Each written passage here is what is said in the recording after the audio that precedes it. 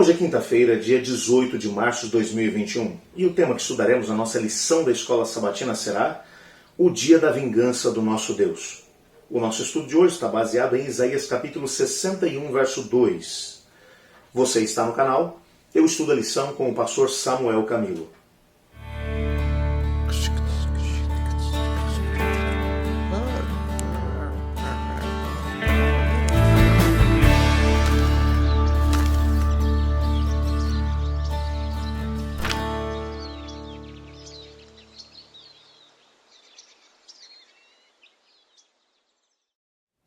A última parte do versículo 2 do capítulo 61 de Isaías menciona que uma das mensagens que deveriam ser apregoadas é de que havia chegado o dia da vingança do nosso Deus.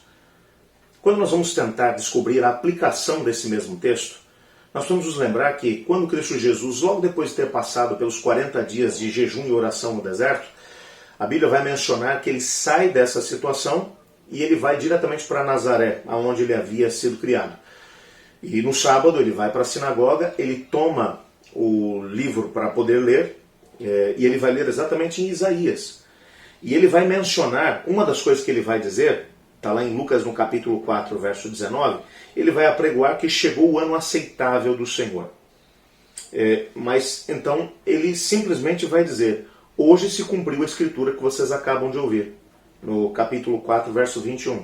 Quando ele diz isso, inclusive as pessoas dali da sinagoga se lançam contra ele. Começa uma discussão muito grande dentro da sinagoga, um tumulto acontece, eles tomam Jesus e levam Jesus até o alto do monte e querem jogar Jesus para baixo.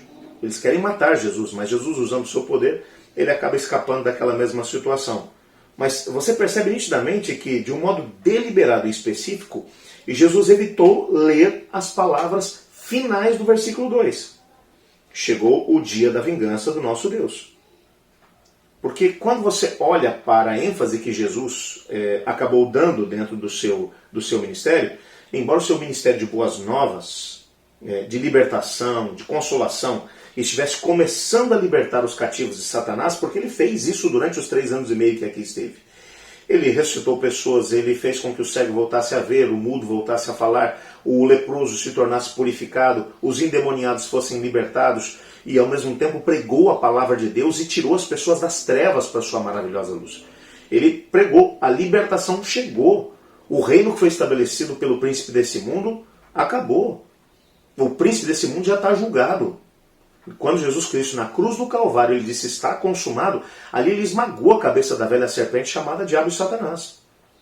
Ele não colocou um ponto final ainda nas atividades terroristas do inimigo, porque ele ainda tem dado oportunidade para que todas as pessoas tenham a chance de tomar uma decisão, tomar uma postura no meio do grande conflito e escolher de que lado ficarão. Mas ele veio para poder pregar, o ano aceitável do Senhor chegou. Mas por que é que ele, de forma pensada, ele não disse, e o dia da vingança do Senhor chegou? Você precisa entender essa frase, o dia da vingança do Senhor. Esse dia da vingança do Senhor, ele vai aparecer em outras partes do Antigo Testamento, Joel capítulo 2, Malaquias capítulo 4, e só para citar alguns, que falam sobre o dia do Senhor, que era o dia que Deus iria para trazer juízos sobre as pessoas. E Jesus também falou sobre isso. Em Mateus capítulo 24, em Marcos capítulo 13, em Lucas capítulo 21, ele apregoou o momento em que a vingança do Senhor viria. Quando é que isso vai acontecer? Por ocasião da segunda vinda de Cristo Jesus. Até lá, as pessoas ainda têm a possibilidade de mudar de lado. Lembra quando Jesus contou a parábola do trigo e do joio? Ele disse que um senhor arou o seu campo, escolheu as melhores sementes, plantou essas sementes, mas quando o trigo começou a crescer, os empregados daquele senhor viram que junto estava crescendo joio. Ele disse, o senhor não escolheu bem as sementes que ia plantar? Ele disse, escolhi. Como é que está nascendo o joio no meio do trigo? E ele vai dizer, um inimigo fez isso. E os servos disseram, vamos então arrancar o joio. E o Senhor vai dizer, não arranque, porque se você arrancar o joio, você pode arrancar junto o trigo. Deixe que os dois cresçam juntos até a época da colheita. Quando chegar a época da colheita, a gente arranca primeiro o joio, ata-o em feixes e jogamos no fogo, e o bom trigo será retirado, e nós o colocaremos nos meus celeiros. Por que os dois devem crescer juntos até a colheita? Diferentemente daquilo que a própria parábola menciona, o trigo, no meio desse processo, por causa do livre-arbítrio, o bom trigo de Deus ainda pode se tornar joio através das suas escolhas. Mesmo que hoje a graça de Cristo esteja sobre a sua vida, se você escolher ficar fora da graça de Cristo Jesus, você pode se tornar joio. E se você é joio, mas em algum momento tomar a decisão de poder deixar que a graça de Cristo caia sobre a sua vida, aceitar o sacrifício de Cristo Jesus na cruz do Calvário, você pode virar o trigo. Por isso os dois crescem juntos até a época da colheita. Mas quando chegar o ano aceitável do Senhor, quando chegar o dia da vingança do Senhor nosso Deus, o dia do Senhor, ou a segunda vinda de Cristo, então, meu amigo, nesse momento já não tem mais o que fazer. O joio será joio, o trigo será o trigo. O joio vai ser atado em feixes e lançado no fogo para ser queimado, e o bom trigo será levado para o celeiro de Deus. Até lá, nossas escolhas são definitivas. Nossas escolhas são soberanas. Deus nos deu esse poder. Nem todas as forças juntas do inferno podem nos empurrar para longe da graça de Cristo. Mas Deus deu a cada um de nós o poder de escolher deixar que essa graça nos alcance ou não. Somos livres para poder escolher de que lado ficaremos. Mas o fato é de que o dia do Senhor chegará.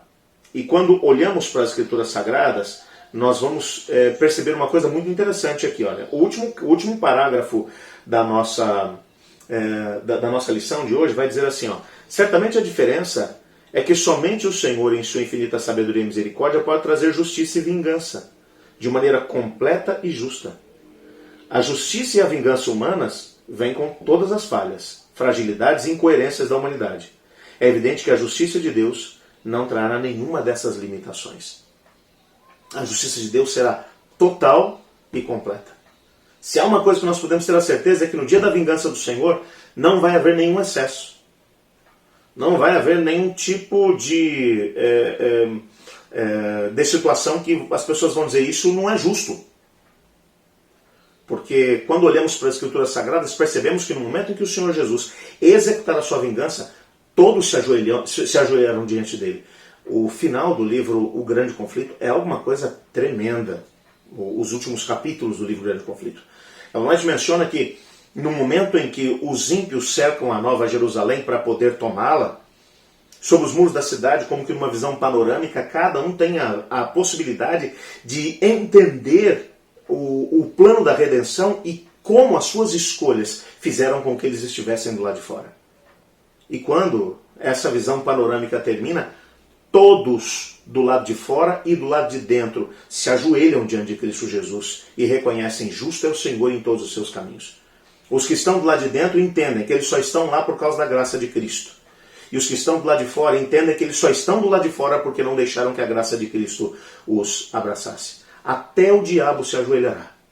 Todo o joelho se ajoelhará e reconhecerá Cristo Jesus como alguém justo nos seus julgamentos. E então a vingança do Senhor acontecerá finalmente quando fogo cair do céu e devorar o pecado, bem como aqueles que não quiseram deixar o pecado.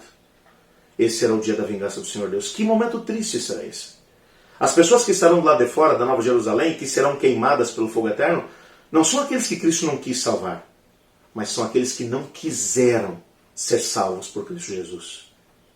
Hoje, enquanto ainda temos a possibilidade de escolher, eu te incentivo, em nome de Jesus Cristo, a aceitar a graça do Senhor. Ore comigo. Obrigado, Senhor, por tua graça. Ajuda-nos hoje, em tempo de paz, enquanto ainda existe a possibilidade de salvação, de escolhermos ser abraçados pela graça de Cristo Jesus. Nos colocamos em tuas mãos no nome de Cristo. Amém. Eu estudo a lição. E você?